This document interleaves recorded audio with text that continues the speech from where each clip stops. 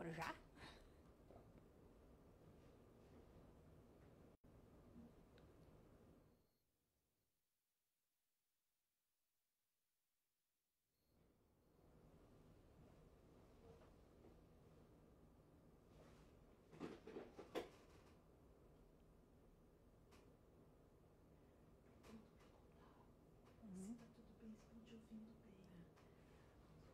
Olá, boa noite a todos. Estão me ouvindo bem? É um prazer poder estar aqui fazendo essa live junto com vocês no Facebook do Fertilitar para tratar de um tema que para nós é muito importante, né? Que é o espaço de dar apoio e voz aos sentimentos de vocês. Aos sentimentos de vocês enquanto tentantes, enquanto pessoas que desejam, né, ter filhos e que estão nessa luta há muito tempo, há pouco tempo, mas com uma intensidade que a gente sabe ser bastante importante, né? E que nessas datas, como o Dia das Mães, né, vocês trazem para nós no dia a dia esse misto, né, de tristeza por ainda não ser mãe, mas de esperança, né, de que no próximo Dia das Mães, então será a minha vez. E é nesse intuito que esse ano, ao invés né, de invadir a casa de vocês só com as propagandas, com as emoções de quem já é mãe, de oferecer espaço de compreensão, apoio, troca a esse momento. Então, a ideia é que a gente possa bater um papo, né? Vocês também podem ir me enviando questões para que possamos realmente conversar. A gente sabe, né, que para toda pessoa, para toda mulher que deseja ser mãe, encontrar obstáculos nesse caminho não é nada fácil. A gente vive num mundo que, além do desejo, né, de sermos pais, temos o dever de sermos eficientes. Então, essa cultura também que nos cobra tanto, né, que sejamos mulheres independentes, fortes, com boas carreiras, boas mães, né? Tudo isso traz uma intensidade de sentimentos, né? Que quando a gente encontra um obstáculo, né, nesse caminho, a tendência é que a gente se sinta excluída, fora do contexto, derrotada, impaciente, né? Porque além do desejo em si, né, que é ser mãe, a gente ainda sente uma pressão muito grande, né, do entorno para que a gente conquiste rapidamente um objetivo. E nesse caminho vão se cruzando muitas cobranças, né? Não só as externas, que a gente ouve da família, né? Que a gente ouve dos amigos, mas principalmente, acho que essas são as mais difíceis da gente administrar, são aquelas cobranças que nós mesmas nos fizemos, né? Com as indagações, né, que ocorrem. Me corrijam se eu estou equivocada, mas nesses 18 anos, né, aqui no Fertilitar, escutando vocês e a tantas outras pessoas que estão nessa batalha por ser mãe, é o porquê comigo. Né? Para quem já conversou comigo pessoalmente, sabe que eu costumo chamar essa pergunta de pergunta cilada. Por que ela é uma pergunta cilada? Né? Porque ela geralmente não tem uma resposta precisa e ela vem carregada de fantasmas e fantasias, né? Geralmente com explicações que recaem sobre o que eu fiz, ou seja, na culpa, ou na falta de merecimento. Então, como essa pergunta ela não tem uma resposta, por que comigo? Né? A tendência é que a gente vá respondendo a ela conforme os nossos conflitos, a nossa personalidade, o nosso entorno. E a gente podia pensar assim, tá, mas então qual é a saída? Né? A saída não é o porquê comigo, mas o que eu faço com isso que eu sinto.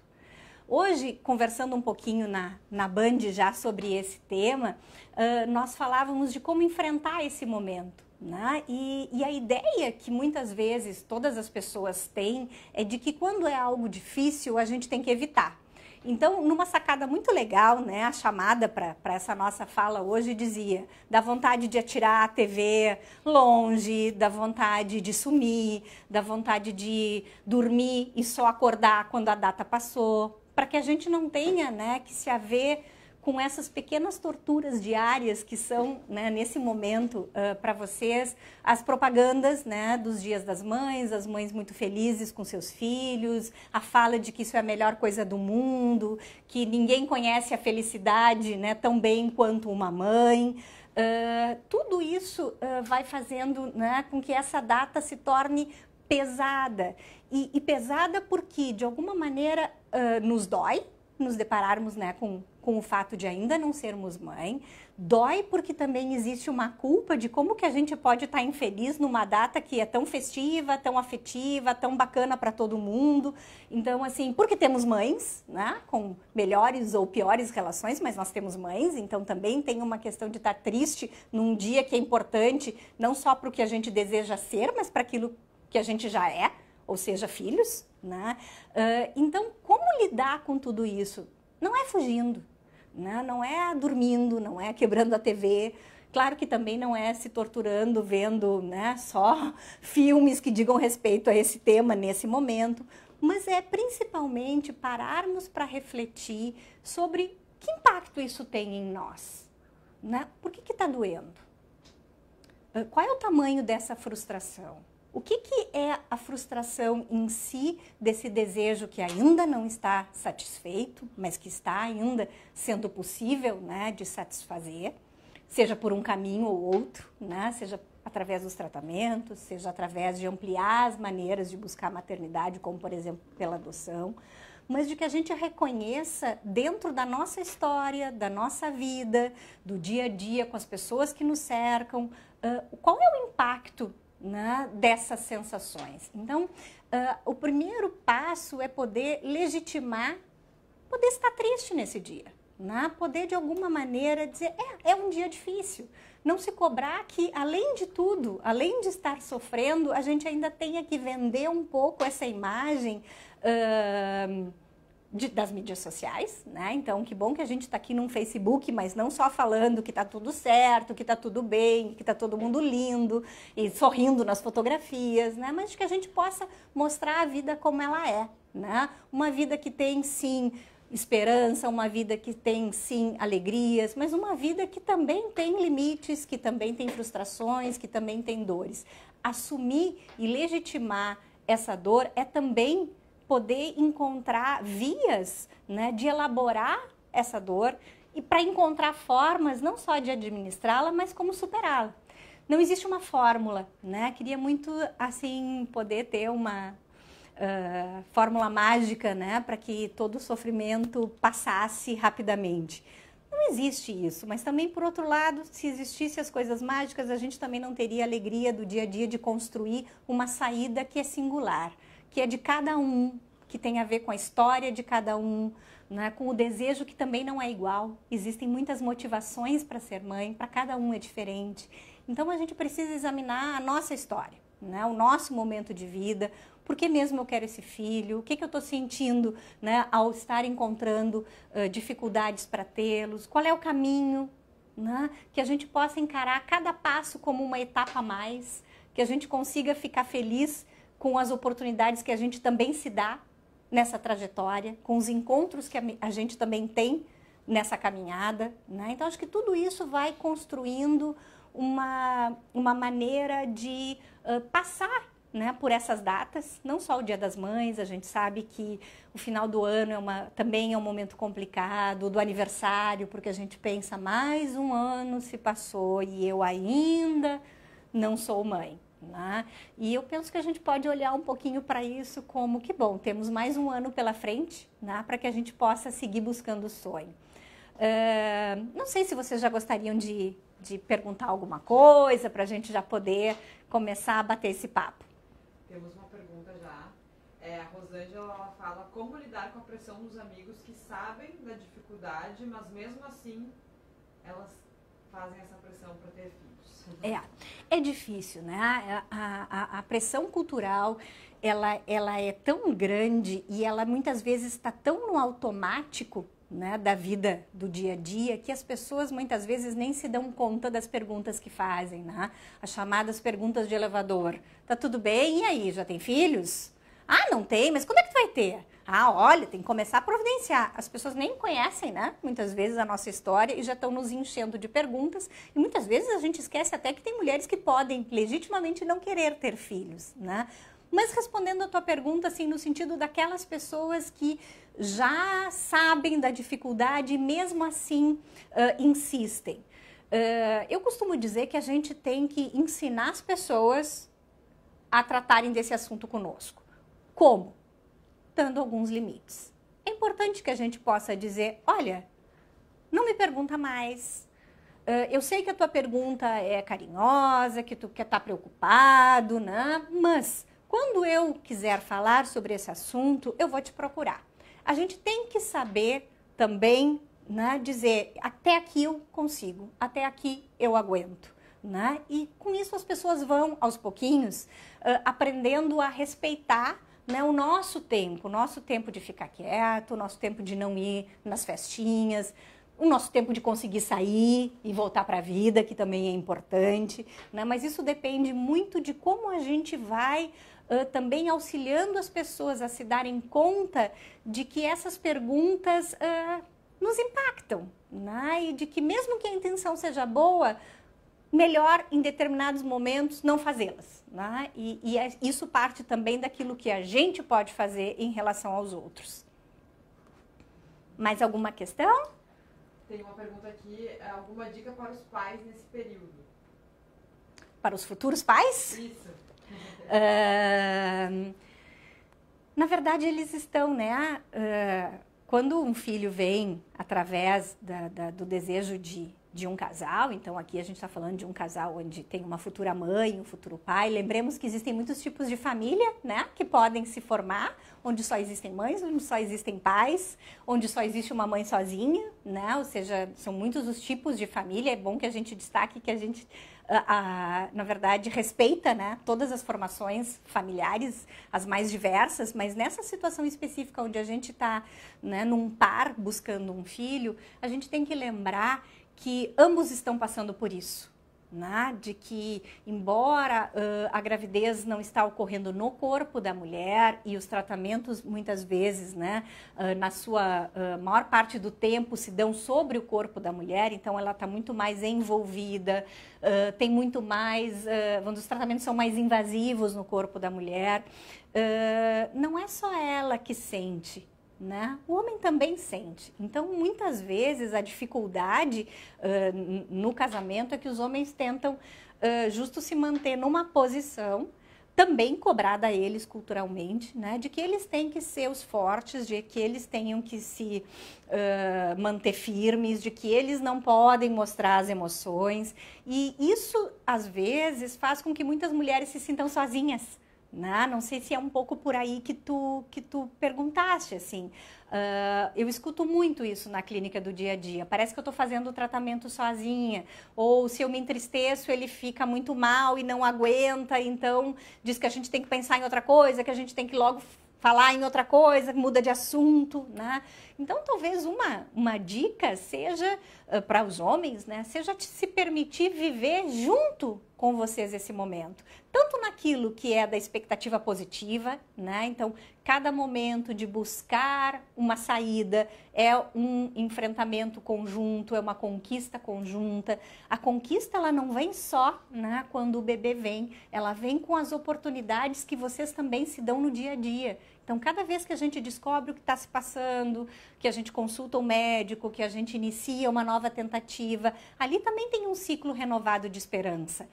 Às vezes o medo prepondera, né? E aí a gente esquece de poder estar feliz com a possibilidade de estar tentando, né? Temos uma nova chance. Então, acho que estar junto, se permitir sentir, se permitir não ser forte o tempo todo, acompanhar o processo, né?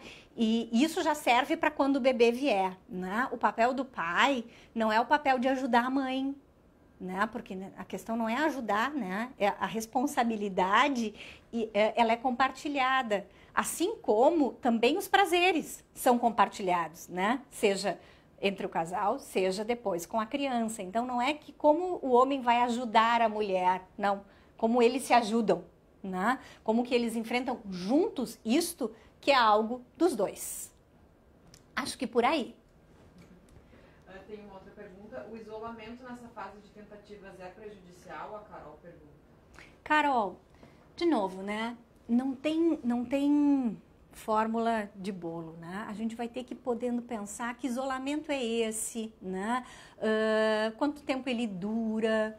É absolutamente esperado e até certo ponto normal que em algum momento desse processo exista um recolhimento, né? Um recolhimento efetivamente assim de não querer estar principalmente convivendo no dia a dia com situações que remetam o tempo todo à gravidez. Então, isso vai acontecer, né? Em algum momento as pessoas se recolhem. Se recolher pode ser uma oportunidade de reflexão.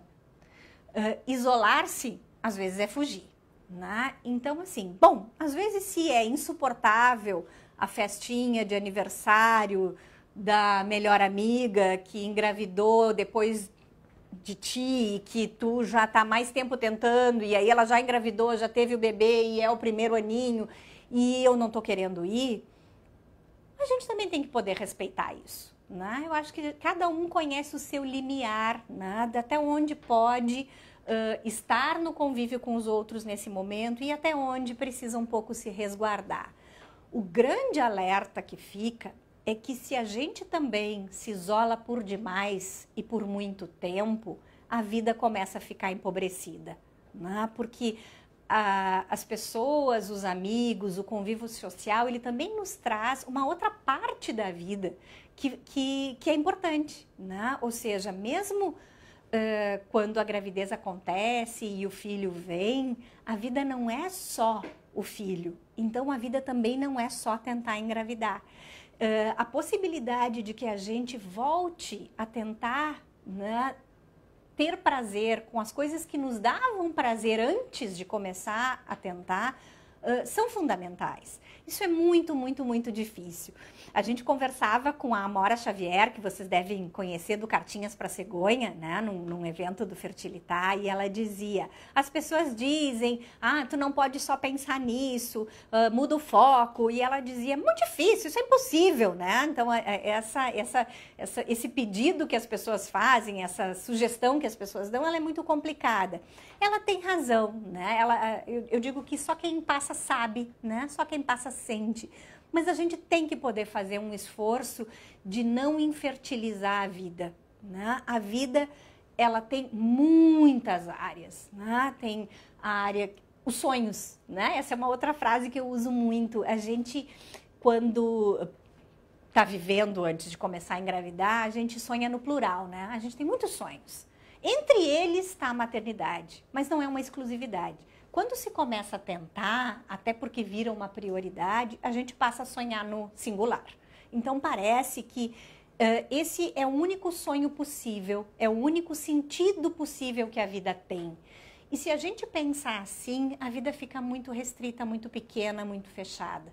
Porque essa criança, tomara, né, e a gente torce, trabalha todo dia para que isso aconteça, para todas vocês que estão tentando, a vida não vai ser só isso. Né? E a gente pensa assim, será que uma criança não se sentiria muito sobrecarregada com essa expectativa materna e paterna de ser a única fonte de felicidade dos pais? Então, assim, até para poderem serem pais, como diria o Winnicott, que é um autor que a gente gosta muito na psicanálise, né, suficientemente bons, a gente tem que conseguir olhar para além da criança. E isso acontece, tem que começar já agora, né? Então, poder olhar para o casamento, poder cuidar desse relacionamento que ele veio antes, né? Antes do desejo de filhos, né? Por mais que o desejo de filhos tenha sido algo que a gente acalenta desde pequenininha, né? Para quem quer filhos na vida, desde as brincadeiras, desde, né, do acalentar, o embalar a boneca, mesmo que esse desejo se construa, né? Tenha lá o seu fundamento do edifício lá no início da vida, ele também ganha corpo a partir muitas vezes do encontro com alguém. Então vamos valorizar esse alguém que está com a gente, né? Vamos valorizar os nossos outros objetivos, as nossas outras parcerias na vida, os amigos, a família, para que a gente também tire força dessas coisas que nos gratificam para seguir tentando. Né? Então, acho que uma das coisas é isolamento como recolhimento num dado momento, faz parte. Se respeitem. Isolamento sempre, cuidado. Já pode virar uma tristeza excessiva, com isso, talvez até um pedido de ajuda. Muita gente grata aqui ao Fertilitar, porque e comemorando o Dia das Mães e pais também comemorando. E uma pessoa, a Daiane, pergunta: eu já posso me considerar mãe? Engravidei naturalmente durante o tratamento da filha e 22/10 a data prevista para o parto. Então, eu acho que essa é uma pergunta bacana, assim, né? Quando é que a gente começa a se considerar mãe? Eu vou mudar um pouquinho a pergunta e vou dizer assim, às vezes a gente brincava, logo que eu comecei a trabalhar aqui no Fertilitar, isso lá se vão quase 20 anos, tinha essa discussão polêmica que tem na filosofia até hoje, né? Onde é que começa a vida? Começa na concepção, começa lá com o embrião, começa na implantação. E toda a equipe achava até graça quando eu dizia, começa muito antes, começa no desejo dos pais de serem pais. Então, na verdade, cada uma de vocês que já está nesse momento se projetando lá, já tem um pouquinho, né, dessa mãe dentro de cada uma, né? Então, de alguma maneira, claro que a relação com o filho é que vai concretizar isso tudo, mas, sem dúvida nenhuma, mesmo aquelas que não estão grávidas, mas que estão aí, né, na batalha, já tem um pouquinho da mãe que querem ser dentro de si. E na gestação, um passo mais adiante, né? E daqui um pouco, Daiane, vem um outro momento, né? Existe o bebê do nosso sonho, do nosso desejo. A gente costuma dizer assim, né, na psicanálise, existe o encontro do bebê imaginário, esse que já existe dentro de ti, não só no concreto da gravidez, e depois vai ter um bebê real. E muitas vezes esse bebê real não é exatamente como a gente imaginava, né? E aí é esse momento emblemático de conhecer alguém, né, de se dar a conhecer a alguém, e é aí que o amor nasce, né? Por enquanto a gente projeta um amor, né? O amor vai nascer nesse encontro. Por isso que é possível ser mãe também, né? Não só pela barriga, né? Porque é no encontro com o outro, é nesse amor, nessa disposição a amar alguém que eu acho que nasce uma mãe. A Lise fala: difícil é ouvir ou ler que para ser plena como mulher você tem que necessariamente ser mãe. Dói muito. Sem dúvida, Lise. Né? Eu acho que isso faz parte desse... Também muito, né? Acho que na contemporaneidade isso está sendo algo cada vez mais complicado na nossa cultura. Tem sempre uma receita para que a gente possa ser feliz. E para ser feliz tem muito critério a ser preenchido, né? E uma mistura entre o que é ser mulher, né? O que é possível ser mãe, ser feliz como mãe, e o que é ser plena, né? Vou contar uma coisa pessoal para vocês, e olha que isso é um momento único, hein? Psicanalista não fala de si mesmo. Quando eu estava gestante do meu filho e estava grávida, e tinha uns incômodos, né? E, enfim, porque a gente tem incômodos na gravidez também, por mais desejado que o filho seja. Eu cheguei para o meu médico e perguntei para ele: doutor João, quando é que vai chegar o dia que eu vou me sentir plena, maravilhosa, espetacular? E ele brincou comigo: olha, 5% só das mulheres que eu atendo se sentem assim. Por que eu estou contando isso? Porque, na verdade, muitas mulheres vão se sentir plenas com a gravidez, outras não. Isso não quer dizer que não vão se sentir absolutamente vinculadas à gravidez e ao filho, né? Então, existe uma idealização de que para que tu sejas feliz na vida, tu tem que cumprir uma série de requisitos. Feminino não é a mesma coisa que mãe, né? Ser mulher não é a mesma coisa que ser mãe. Por isso não existe instinto materno, não é algo que está, né, dentro do nosso corpo e que grita, né, como algo da natureza, né, e que diga, bom, agora tu tens que cumprir o teu papel, né, com o mundo, com a espécie, com a natureza. E só então tu serás considerada, né, uma mulher de verdade. Isso não existe, né? Existem muitas mulheres que são mães e que têm intensos problemas com a sua feminilidade, né? Então, ser mulher e ser mãe não necessariamente, né, uma coisa é condição para outra, né? Isso faz parte dessa cobrança idealizada, dessa ilusão, e por isso às vezes vem tanta frustração quando o bebê nasce, né, de que, bom, tinha que preencher tudo. aí agora não preencheu tudo, e aí como é que fica? Né? Na verdade, não existe preencher tudo. E esse é o bonito da vida. Né? O que seria de nós se nós não tivéssemos faltas que impulsionassem nossos desejos? É nas faltas que a gente, né, traça objetivos, né? É desejando algo que a gente não tem. O Platão já dizia isso no banquete, né? De que a gente deseja o que não tem.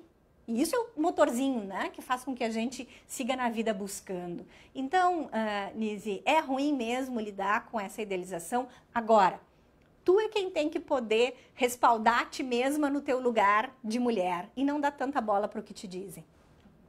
Doutora, não passo de aqui uma outra pergunta, mas as mulheres que já fizeram muito tratamento e agora conseguiram engravidar, como é que elas lidam com a insegurança de poder perder, porque às vezes acontece, né? Sim.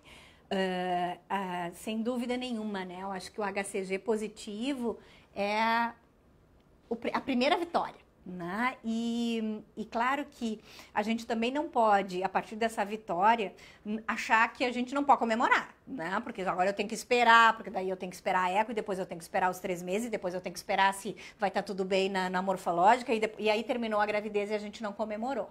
Então, uma das coisas importantes nesse período, sim, como em todo tempo, como em qualquer gravidez, né? É a gente acompanhar o passo a passo. Acho que o beta positivo é um momento de grande comemoração, né? Como vai ser cada etapa. Claro, a fertilização pós-FIV, ela é muitas vezes, principalmente no seu início, muito ansiosa, né? Ela é uma gravidez com mais receio, né? Como gato escaldado. Será que eu posso mesmo, né, comemorar? Será que agora tá tudo bem? Né? E eu acho que é um desafio lidar com isso, né? E um desafio, e acho que uma meta, né, que a gente tem que se colocar de não perder, né, os momentos tão bons desse início, né, por medo de perder. Então, realmente, assim, a gravidez pós-FIV, e não só a gravidez, né, a gente tem que ter muito cuidado para que a própria relação com essa futura criança também não seja uma relação onde eu tenho que, né, estar ali o tempo inteiro, eu tenho que gostar de tudo, eu tenho que, meu Deus, a culpa é enorme se eu não estiver presente em todos os segundos, né, da vida do filho, se eu quiser voltar para o trabalho, mas agora, como é que... Né? Então, acho que tem aí, porque se tornam vínculos depois com a própria criança muito...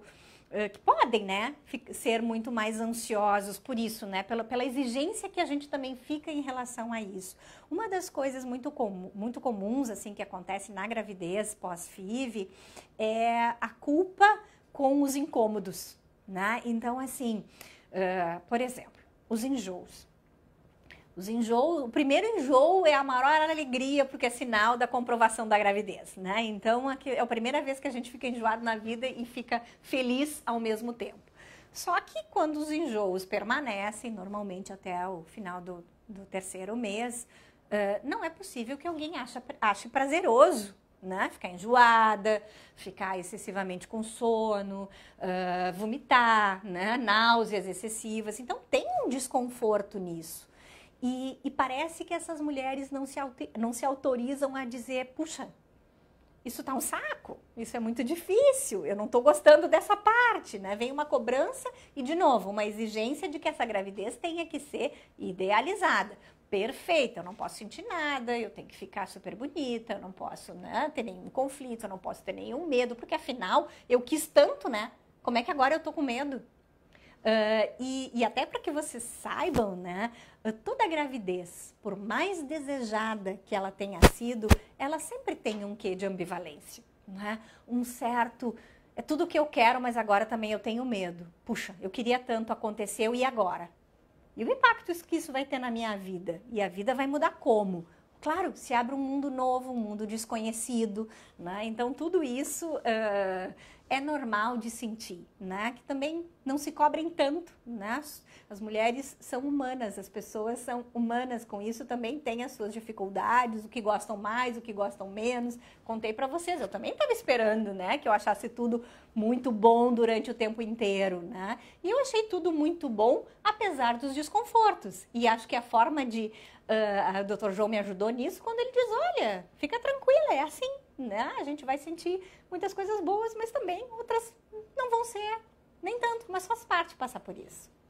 Alguma dica de como os tentantes podem lidar com a família, amigos que vêm sempre com a clássica pergunta, e aí quando vem o herdeiro, de novo essa pergunta, as pessoas claro. Então, não tem problema, né? Que sejam bem-vindos os que estão chegando agora. A clássica pergunta de quando vem o herdeiro, né? Então, lidar com as expectativas dos amigos e da família. Como esse é um assunto também muito da intimidade do casal, nem todos, né, abrem para a família e para os amigos que já estão tentando. E tudo bem, eu acho que cada casal, cada pessoa vai ter que achar o seu jeito de administrar, né, essa situação. Então, claro, como, né, as pessoas não sabem e a clássica pergunta vem sempre, né? E vamos lembrar que ela começou antes, né? Se a gente lembrar das conversas de elevador que eu brincava anteriormente quando respondia a pergunta, ela vem no clássico. Ah, estão namorando já há tanto tempo. E aí? Quando é que vão casar? Né? Como se tivesse um roteirinho. Ah, tá. Agora cumpriu, check, né? Etapa 1. Etapa 2. Tá, e agora já estão há tanto tempo. Agora quando é que vem, né?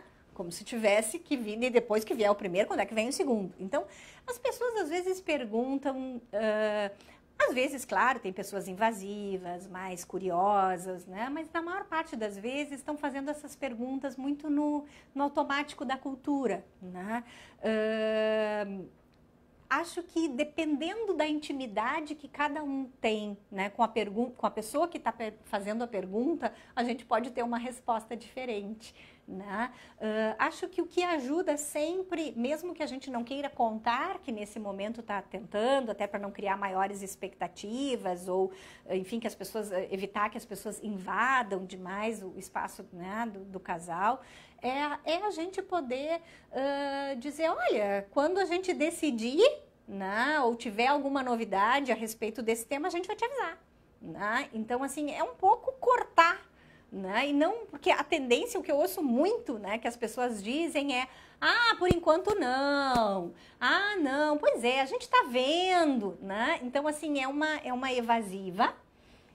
Eu não estou dizendo, eu já estou tentando, às vezes há 1 ano, 2, 3, e continuo dizendo, olha, ah não, agora a gente está pensando em outras coisas, agora a gente ainda não viu isso. Na verdade, a gente se sente mal porque tu não está respondendo ao que a pessoa está perguntando, né? Sabe intimamente que aquilo não é uma verdade, então mesmo, e parece que a pergunta não vai parar por aí, porque daqui a pouco a pessoa vai dizer, tá, e agora? Agora já está no momento, chegou a hora, né? Então, acho que a melhor forma de lidar com essas perguntas é efetivamente dizer, olha, legal tua preocupação e tal, que bom que tu gostaria, mas a gente vai te responder isso quando a gente efetivamente tiver uma notícia para dar. Por enquanto, assim, vamos deixar essa pergunta de lado, né? É um pouco dizer, não estou afim que me perguntem, né? A gente pode ser afetivo, carinhoso, educado, né, nessa fala, mas a gente tem que poder dar o limite, senão as pessoas não vão conseguir parar, né? Até porque vão trazer isso até muitas vezes como uma pergunta amorosa, né? Porque estão querendo, porque é a mãe ou é a sogra que estão, né, loucas para serem avós. Esse é um outro tema super importante, né? A gente não tem filho para dar avós, né? Filho para dar netos para os avós. A família está na expectativa junto, isso faz parte do ciclo da vida. Então, essa é outra questão que muitas vezes nos pressiona. Puxa vida, minha mãe quer tanto um neto e eu ainda não consigo, né? Ou a minha sogra, cada vez que me enxerga, cobra, né? Não tomem como cobrança, eu acho que são os desejos de cada um naquele momento, assim como vocês estão querendo ser mães, né? As pessoas estão querendo lá, né? A mãe, a sogra estão querendo ser avós, mas a gente tem que ajudar a mostrar o quanto aquilo incomoda, o quanto aquilo não é uma pergunta que está sendo legal para vocês, para que as pessoas consigam respeitar. Isso às vezes se constrói, né? Não é na primeira, não é na segunda, mas aos poucos a gente vai construindo, principalmente com a família e com os amigos mais próximos. Como lidar com as emoções em uma segunda tentativa, com medo de não dar certo de novo? A segunda tentativa, ela tem sempre o fantasma do negativo, né? Então, esse é o grande desafio, né? Por outro lado, eu costumo dizer que a segunda tentativa, ela também tem né? Claro, ela não vai ter vantagem porque a gente queria que tivesse dado certo na primeira. Mas se a gente pudesse ser otimista e querer mostrar uma vantagem nessa segunda tentativa, é que também os processos já são mais conhecidos, a gente já tem um pouco mais de intimidade, não só com o tipo de tratamento, mas com a equipe, né? E isso tudo facilita, né, o dia a dia do tratamento. Também a ideia de que, bom, essa é uma batalha, é uma guerra que às vezes tem mais do que uma batalha, né? Que é uma tentativa, a gente tem que viver uma tentativa de cada vez. E eu acho que o importante é a gente utilizar a experiência que a gente teve na tentativa anterior para poder crescer com ela, né? Então, administrar algumas coisas que talvez a gente, na primeira tentativa, coisas que as pessoas, olha, a gente, na verdade, na primeira tentativa, eu fiquei, né, após a transferência, os 12 dias só em casa, com a perna para cima, não saí, não fiz nada, e tu vê, não deu certo, né? Então, assim, bom, não é porque ficou na cama que não deu certo, mas talvez esse período foi tão angustiante que a gente agora pode dizer, tá, eu não preciso levar dessa maneira, né? Quem sabe de que maneira eu posso levar essa espera que seja mais benéfica para mim? Porque depois da transferência, não há necessidade de se ficar de repouso absoluto, a não ser ali no primeiro dia, que se fica um pouco mais quietinha, né? Um dia, dois, e depois com alguns resguardos que os médicos orientam. Mas assim, cada uma também na sua, ou na outra, eu trabalhei o tempo todo e fiquei muito mal, me sentindo culpada porque eu não parei e agora eu tô com a fantasia. E reforço isso, com a fantasia de que não deu certo, porque certamente não foi isso, né? De que foi porque eu trabalhei muito. Então, bom, mas se eu não me sentir confortável, agora eu posso fazer diferente. Então, isso é aprender com a experiência anterior, né? E poder administrar talvez o tamanho da expectativa, né? É viver um passinho de cada vez. Uma nova tentativa é sempre uma nova esperança. Portanto, não é que ela é uma nova possibilidade ela é tanto uma nova possibilidade de negativo quanto ela é uma nova possibilidade de um positivo, né? Então, se a gente fica só nos 50% de chance de que tem chance de que não vai dar, para poder pegar a expectativa da melhor chance, né, que a reprodução assistida pode proporcionar naquela tentativa, a gente vai ficar só com esse fantasma, né, da dor. Né? E não com isso de, bom, agora eu tenho uma nova oportunidade, eu estou me dando uma nova chance, com ela nós temos mais novos 50%, né, de possibilidade de dar certo. A próxima tem um desabafo, fiz a FIV em novembro e infelizmente foi negativo. Em janeiro minha cunhada ficou grávida e está sendo muito difícil. Sim, eu acho que essa é uma das situações, né, talvez mais difíceis, de que é quando, né, a gente está nesse momento de tentar, passa pelo resultado negativo, que é um momento de tristeza, de luto, e muito perto da gente tem alguém comemorando, né, aquilo que a gente não conseguiu, né? Então, a gravidez de uma irmã, né, de uma cunhada, ela realmente é um desafio nesse momento, né? Porque a gente tem uma duplicidade de sentimentos, né? Por um lado, tem a felicidade, né, da gravidez na família, enfim, seja então pela irmã, pela cunhada, pelo irmão, e ao mesmo tempo tem um sentimento enorme de inveja desse momento. E a gente pode assumir que a gente sente inveja, isso não é feio, né? Às vezes as pessoas dizem, olha, mas que horror, eu estou de alguma maneira sentindo inveja daquela gravidez. É que eu costumo dizer assim, não é inveja de querer o mal do outro, né? Mas é a inveja no sentido de querer estar vivendo aquela emoção que o outro está vivendo e que a gente ainda não está. Então a gente também tem que ser um pouco menos rígido, né? Com a gente mesmo e dizer, tá bem, vamos aceitar que eu estou nesse momento assim, me sentindo ruim com isso, né? Para poder, acho que de novo, né? Encarando o sentimento, sendo franco consigo mesmo, olhando o que isso desperta mais profundamente do que o sentimento que aparece assim, né? É como um iceberg. Muitas vezes tem coisas que aparecem na ponta, né? Na superfície. E essa superfície nos faz compreender, às vezes, um pedacinho da história. Onde tudo isso está tocando, muitas vezes, está lá bem abaixo, né? Nas profundezas de nós mesmos. Então, acho que visitar, às vezes, né, as nossas profundezas nos faz também entender melhor o que a gente está sentindo, né? se a gente não está podendo fazer isso sozinho, por que não dividir isso com alguém? E às vezes a gente sabe que dividir isso com a família, com os amigos, tem, claro, uma grande fonte de apoio e de ajuda, mas não é a mesma fonte de escuta e de apoio e de ajuda que a gente pode ter com alguém que é um profissional, que tem uma escuta mais neutra, né? Que não vai estar também envolvido nessa dor e com isso vai ajudar a cada uma a encontrar suas próprias saídas, né? Então, assim, acho que além de espaços como esse, que nesse momento o Fertilidade está criando para esse bate-papo mais, né, em grupo, vamos dizer assim, né, entre as pessoas que estão tentando e aqui com a gente, existem outros espaços, né, espaços como, por exemplo, o Fertilidade tem o Fertipsi, né, o que é o Fertipsi?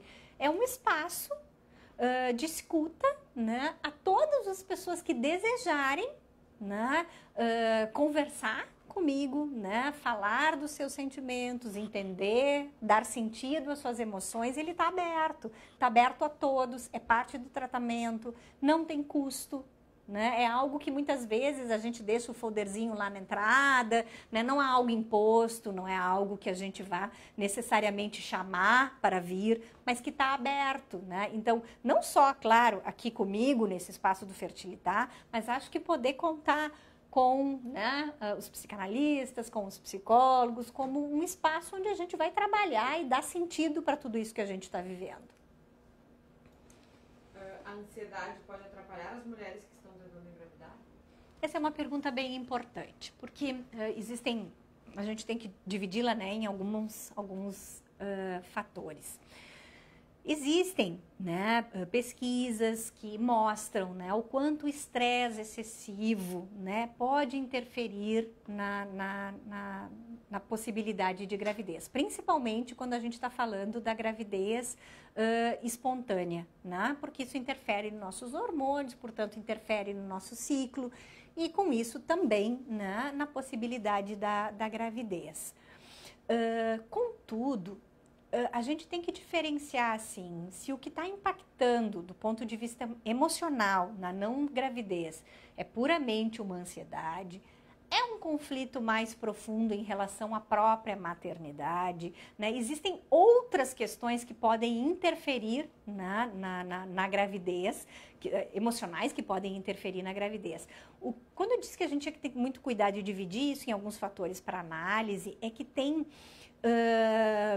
também uma ideia, né, que eu costumo dizer assim, bom, se todo mundo que ficasse ansioso não engravidasse, puramente uma ansiedade, então nenhuma pessoa engravidaria quando está fazendo uma fertilização, porque não existe fazer uma fertilização sem um certo nível de ansiedade, né?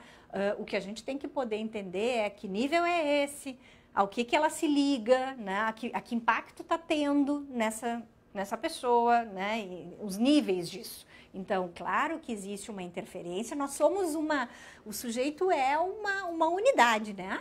Cabeça e corpo não estão lá separados, a gente tem que entender que tudo aquilo que se passa no nosso corpo tem um efeito no nosso psiquismo e tudo aquilo que se passa no nosso psiquismo também pode afetar o nosso corpo. Então, se nós nos olharmos como um todo, mas não para procurar o responsável, o grande problema é que muitas vezes, né, e vocês já devem ter se incomodado muito com essa observação, né, que as pessoas fazem, que é relaxa, né? Quando tu menos esperar, vai acontecer. Ai, para, tu tá muito ansiosa e é por isso que tu não tá engravidando. Quando tu esquecer, vai acontecer. Como se fosse algo que as pessoas controlassem, como se fosse algo possível, né? De que, bom, agora eu não vou pensar mais nisso, agora eu vou esquecer. Não, eu costumo dizer que é o contrário. Então, a gente tem que pensar assim, bom, como é que eu estou me sentindo? Por que eu estou pensando isso? Ao que isso se liga? Então, é o contrário de não pensar, né? Às vezes, pensar ajuda a trabalhar a ansiedade, ao contrário do esquece, não pensa, né? Relaxa. Como se fosse algo automático, que a pessoa tem um botãozinho, vai lá, desliga e aí ela está super relaxada. Então, vira uma cobrança, né? Então, a questão emocional, muitas vezes, vira uma cobrança para que as pessoas, como mais um fator, eu já não estou conseguindo engravidar, tenho lá um problema em X, Y, Z lugares, né? Minha trompa, minha ovulação, meu marido, enfim. E, além disso, estão dizendo que eu não estou engravidando pela questão psicológica. Então, aí a gente cria uma barreira contra o apoio que a gente pode ter, né, da psicologia, né, da psicanálise, da escuta, porque eu não vou lá para ter que ouvir que eu tô com mais um problema, né, que eu tenho que agora, né, o meu problema é psicológico. Então, se a gente tirar um pouco esse estereótipo, né, da culpa, né, não tá engravidando porque tu és culpada pela tua ansiedade, a gente vai aprender a reconhecer a ansiedade, a manejar melhor com ela, principalmente entendendo o que nós estamos sentindo em termos mais profundos, de novo, não só em técnicas para relaxar, que são bem-vindas, né? Mas acho que muitas vezes essa ansiedade está ligada a questões mais profundas na nossa vida. A nossa história que vem à tona nesse momento, né? Toda pessoa que está tentando engravidar, vem aí, né, os nossos conflitos anteriores, vem as nossas histórias como filhos, né, as nossas questões com pai e mãe, e tudo isso que volta nesse momento, muitas vezes carrega, né, e traz para o tratamento muito mais ansiedade. Então, o que é importante, né, é como mulheres entendem de bolsa. Então, vou dar um exemplo por aí, que é algo que também costumo dizer, né, para quem conversa comigo aqui no Fertilitar. Uma bolsa de mulher, né? Vocês sabem como a gente coloca coisas dentro dessa bolsa, né? Agora, se a gente tirar tudo de dentro dela, ela tem um peso inerente ao material que a bolsa foi feito, né? Portanto, passar por um tratamento, né, para engravidar, estar tendo dificuldades para engravidar, tem um peso. Pesa sempre, né? É algo que impacta emocionalmente a qualquer pessoa. Se vai impactar mais ou menos, vai depender do que a gente carrega dentro, né? Então, o exercício é um pouco olhar para, né, e a bolsa é uma representação simbólica, né, do que é do nosso feminino, do que a gente precisa carregar lá dentro, da nossa intimidade, né? Tanto que dizem, né, não se deve mexer em bolsa de mulher, porque a gente não sabe o que vai encontrar lá dentro. Nesses momentos, então, na intimidade da escuta com um profissional, a gente tem que olhar o que está lá dentro, né? Lá dentro de nós mesmos. Para quê? Para ir tirando o peso extra, né? Se a pergunta do porquê comigo está vindo de uma culpa, se eu trabalhá-la, esse peso vai sair, né? Se eu estou me sentindo decepcionando o meu marido, a minha família, né, e eu puder trabalhar isso, esse peso vai diminuir. Se a minha autoestima está sobremaneira carregada, né, por esse sentimento de inferioridade, de fracasso, de ser menos, e eu puder trabalhar isso, essa bolsa vai pesar menos.